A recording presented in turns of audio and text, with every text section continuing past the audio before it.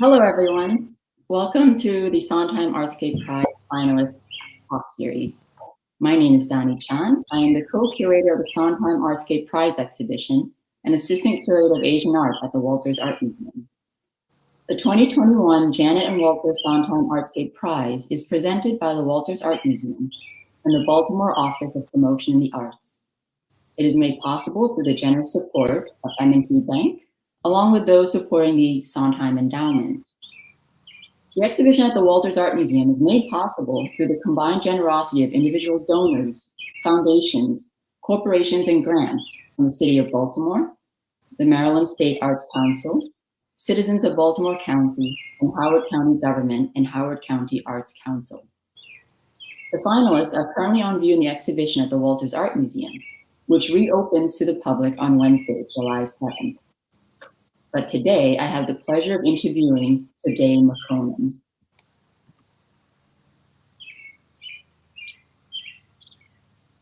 Tsedaye is a multidisciplinary artist, curator, researcher, and cultural producer whose studio practice threads together her identity as a Black mother, birth worker, and a daughter of Ethiopian immigrants.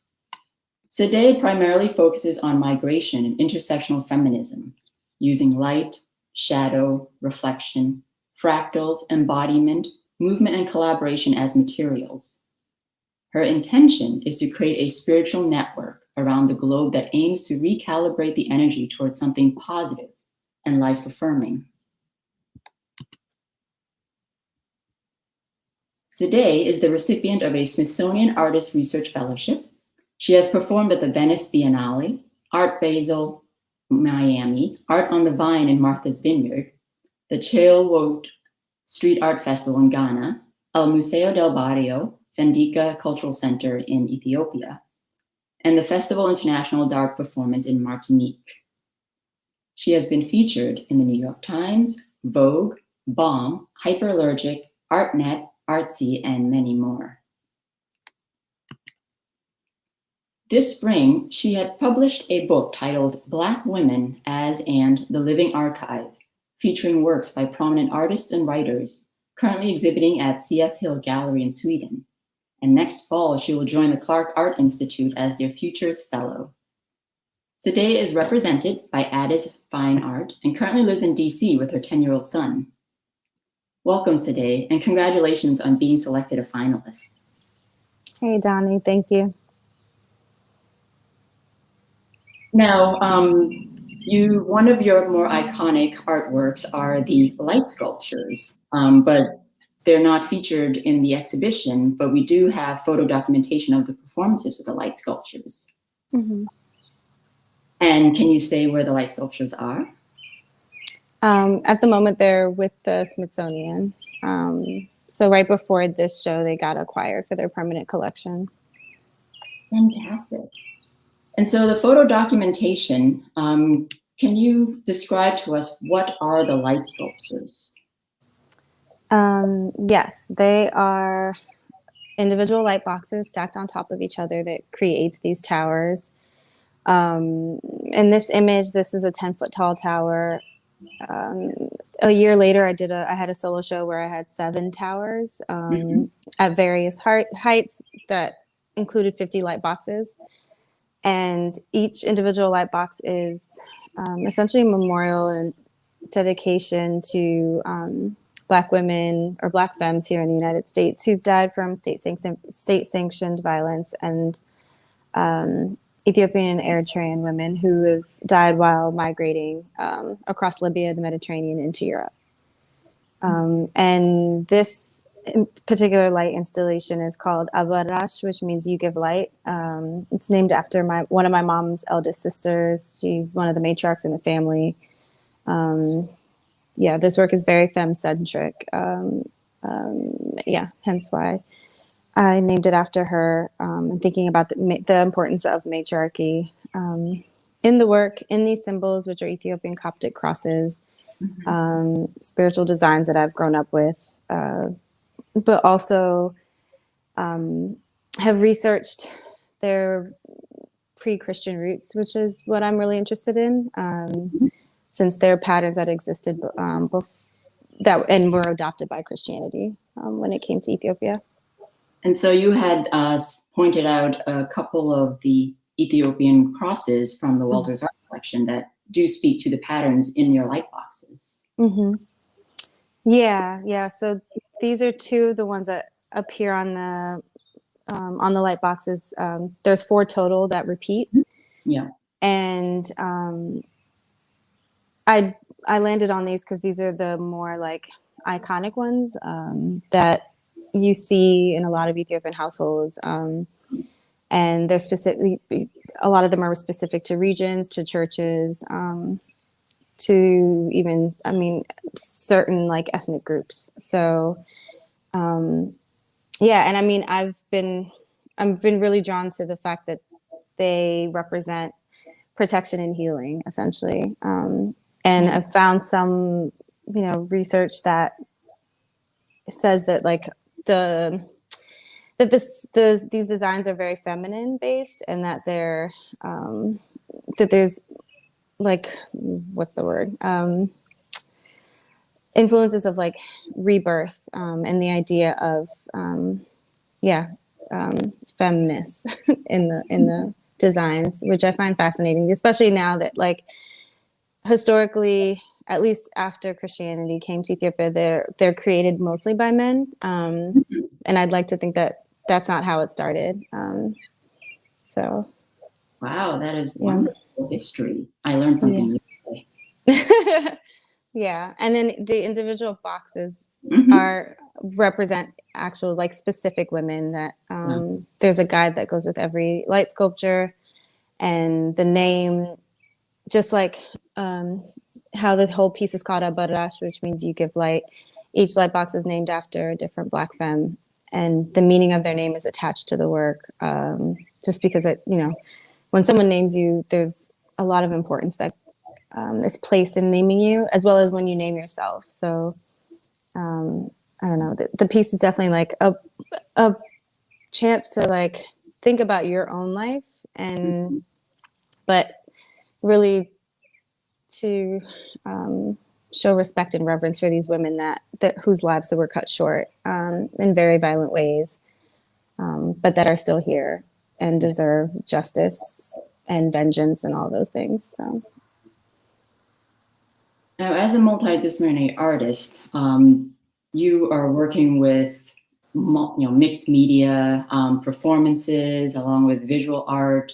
And how have you always wanted to document every one of your objects, either through performance or through photo documentation such as this? Yeah, like you said, have I always wanted to do that? Yeah. Well, how critical is documentation of some kind to your work? Well, in a practical sense, it's really important for grants. You need good documentation in order to get grants. But also, yeah, I mean, it's especially performance art. It's like if you're not there, you miss it, So I think like from the crew of performance artists that I've like come up with, I mean, really, we started just documenting each other's work with our cell phones because we weren't making enough to like hire a photographer. But like with the understanding that it's important to archive that we were here, that we were making work, that we're a part of this larger conversation in the art world, and beyond that, of course. But yeah. Now, you also pointed out that the scarves that the women are wearing in these photos, they're related or they're inspired by these prayer scrolls. Yeah. They're so I don't have a close-up shot of the scarves. You might, if you go back to the image where it's a group of us around the light sculpture, you you can see that I've printed on them. And it's just a set of prayers, spells that I came up with, of like sayings that people say to you when you're going to travel, like to come, like to come back home safely, to be careful, and things like that. And it's layered. So like I don't speak perfect Amharic, so I've spelled it in the way that I pronounce it, which isn't actually the like correct exact way. So I've actually collaborated with my mom, and like I'll do my translation and then she'll like translate my translation. Just like a further discussion about migration and what gets lost. But yeah, I started making these actually before the light sculptures, and thinking about how natalas, or these Ethiopian scarves, are worn to be this protective element or bubble. And just, yeah, I was thinking about Black people, like, what if we really did have, some kind of protective layer to anytime we stepped outside the house, cross the street, cross the border. Yeah. And then those scrolls, the daptaras, like, I'm fascinated by them because they're like, they make them the length of the person that they're dedicated to. And it's like all these basically like spells and like things written down to like help heal whatever ailment you're trying to get over. And then the scroll is made to be the length of your body. So it's specific to you. Oh, wow. Yeah. Now it's fascinating as you were talking and describing about, printing on those scarves and having your mother's input on the final product. It's not only, it fits in with your themes of matriarchy, but also the generations that really are now a part of you. Right. Yeah. So and then collaboration is really important for me. I feel like whether it's like curatorial or performance or like this where I'm printmaking, I'm always looking for ways to collaborate, especially with other women, and Black women specifically. Yeah. So now the light sculptures, the light boxes, they're related to your next series, which is the Astral Sea Textiles. Right.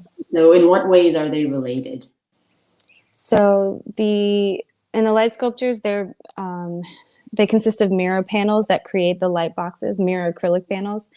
And the Ethiopian Coptic crosses are laser cut out of those flat mirror panels. So then I'm left with like all these cut out pieces, basically the negative space of the sculpture. And that's what you see here on the textiles. It's I've repurposed the negative space of the Coptic crosses,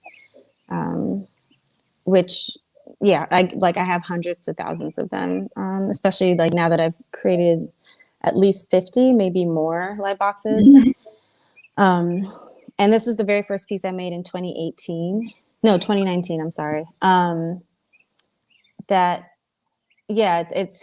It's interesting because now that I have 4, and the latest one that I made I just completed in this past May. But yeah, you can see that the patterns change. So I feel like every one is a graduation, each one, and I kind of get better and better as far as like creating these like abstracted patterns from the Coptic designs, and also like based off of and heavily influenced by other like Black spiritual designs that come up across the diaspora. Yeah. And again, I'm oh, sorry. Go ahead. Oh yeah, no, keep going, please. No, and I'm still thinking about protection and healing in this work. Now these textiles are also part of your performances. Right. Not to lose hope. Just trying not to lose hope. Just trying not to lose hope. Just trying not to lose hope. Just trying not to lose hope. Just trying not to lose hope. Just trying. I would never tell the children there's no hope. But it's outside their dreams. Saying, fly away. Oh yeah, I would never tell the baby there's no hope. Now that was just so powerful, and that again is a collaboration with another artist as well. Right, with vocalist Cecily. She's DC based. Funny enough, she's on her way to upstate New York right now to come stay here. But yeah, her and I have collaborated often. she did a performance with the light sculptures with me for my solo show, where she sang the names of all the women that the light boxes are named after. And then my light sculptures have been featured in her music video, and then in this, we collaborate quite a bit. And so the textile that is in the Sondheim exhibition, that one you say has been retired. Yes, yeah. So the last time I performed with that one was at the Venice Biennale in 2019 for, I guess it's like a protest performance or intervention in front of the migrant boat that was put on display. So because the grounds were wet after the flood that happened in Venice that month, a lot of the residue is still on the textile, and you can see it at the Walters. Like there's kind of like dirt and mud, and and I felt like, and usually like I've performed a few times with these textiles, I've kind of retired them. And that one felt, I was like, I didn't want to disrupt how the textile transformed after performing in front of this migrant boat with like the element of water and the meaning of, or not so much the meaning, but like, that was an important performance for me, or intervention, just because I really was going there with the intention to memorialize the deaths of the people who died on that boat. And to kind of, point to the disrespect of the Biennale and the artist Christophe Michel for putting that boat on display like an object. So. For now, you also debuted a brand new artwork for the Sondheim exhibition. This is currently entitled Cosmic Soil. And I see it as a fantastic counterpoint to the Astral Sea Textiles. Thank you. In several ways. Can you explain what we're seeing here? Yeah, I mean, it's still me kind of working with like these Black spiritual designs, like the Congolese cosmogram, Haitian Veve, Yoruba cosmology, and the Ethiopian Coptic crosses, like, all of these patterns that we kind of come up with across the diaspora that are portals and, into like the spiritual realm. And this is just, me kind of coming up with my own language within that. But this piece is different from the others because, well, one, I'm not going to perform with it like as I do with the Astral Seas, which those pieces are not complete until I perform with them and kind of actually destroy them through the performance process. This will just be live as an object. And there's the cutouts in these that come from the Coptic designs are actually made out of wood. There's a few mirror pieces in there, but most of them are wood because I had made these prototypes before I started cutting with the mirror acrylic. So I had a bunch of these that I had kept and I knew I'd wanted to use, and I decided to use them and create this new piece for this show. And, I'm using burlap, which is very different from the blue textiles that I've been using before, which are like of a satin material. And then with the difference with this one as well is that I've attached all of these other textiles that come from Ethiopia they're all like mine essentially, or my mom's, that have come from family members who've migrated here to the US to either live here or to visit. So some of them are like really old, like from childhood, and some of them are newer ones, but and then that basket came from my aunt. So it's like this piece is still speaking of migration and protection and healing, and like how intricate and like brilliant these patterns are that we've come up with, and that have been around for a long time.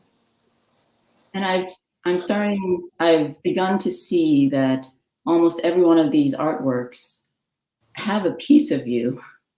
Into them, really. Yep. Either my body's been a part of the piece, or something that's been on my body, I guess. And so one of our audience members, Beth Horton, writes, a brilliant adaptation of textiles, both as art and storytelling medium. And I wholeheartedly agree. Oh, thank you, Beth. Yeah. So to step back a little bit, what does the Sondheim Prize and its visibility mean to you and your practice? Well, if I win it, it means a lot. um, but yeah, I don't know. I mean, I guess like, yeah, that's why I'm here, to be honest. Like, I need the money. There's plenty that, I work as a full-time artist, so Yeah. I have like a second book coming out that needs funding. I have more works that need to be fabricated and created, and I think that I applied to this with like a very practical like mindset, and it's been wonderful to work with you guys at the Walters, especially like the day of install where I actually could like interact with human beings, and I'm glad I had this new piece that I've made for it, but yeah, I don't know. I mean, yeah, I think really I'm here for the prize. I think that at this point in my career, I don't know, visibility doesn't do much for me. Yeah, you're really touching upon the reality, the truth that Yeah, there being an artist is also running a business. yeah, exactly. And that's just practicalities of Right. the business. Right. And yeah, and and to push your work further, you need proper funding. I want my stuff I want those shiny shows that like those blue chip galleries provide artists. Yeah. So you've during our initial warm-up chat, you mentioned you're in New York, you've been into Brooklyn. So how have you been staying creative at this time?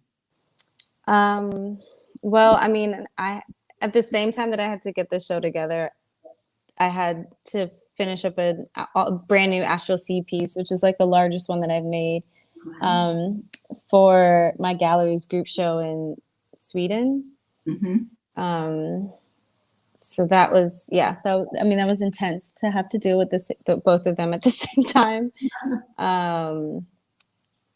And I mean, at the moment, like I'm doing grad school in the film with the film department to essentially like get better at documenting my performances. And I mean, real talk, to be able to apply for university gigs to teach. So, to work towards that sustainable art career, a more sustainable art career. But I think that, I don't know. Yeah, I'm kind of burnt out right now as far as like,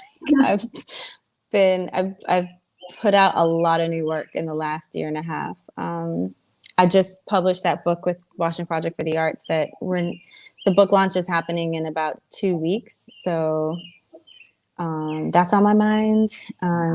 And that's related entirely, to like an entire curatorial project that I worked on with them, and included several artists and writers. And I don't know, I'm pretty I'm juggling a lot.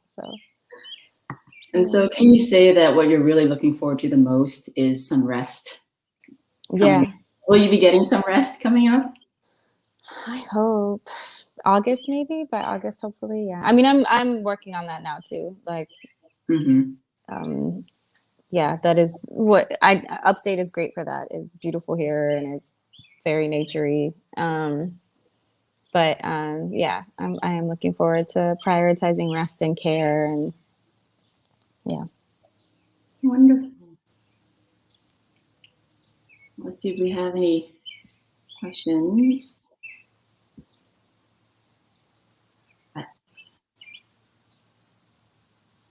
So, aside from rest, what else artistically are you looking forward to? I'm looking forward to the like new collaborations that are on the horizon, really.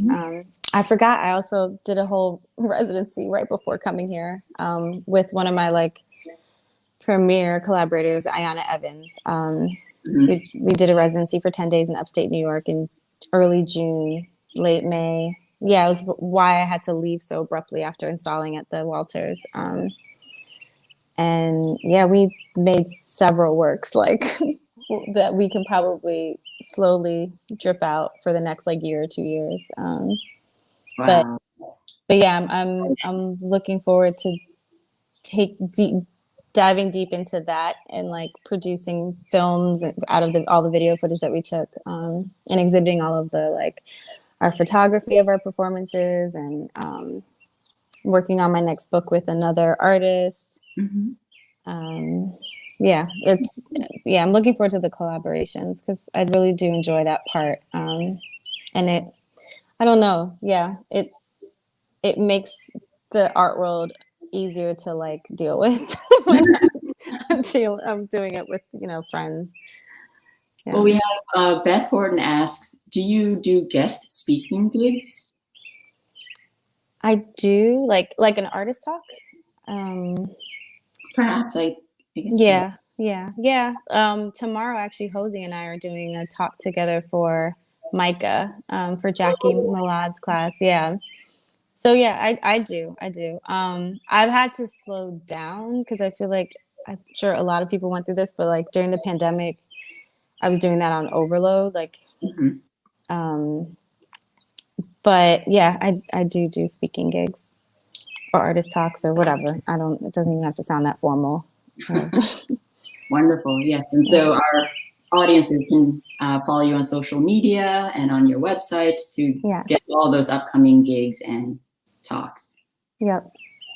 Wonderful. Well, thank you today for being here with us today. This is all the time we have for the show. Cool. Thank you so much, Dany. Yeah, thank you. And a big thank you to our digital team, as always, for producing this program.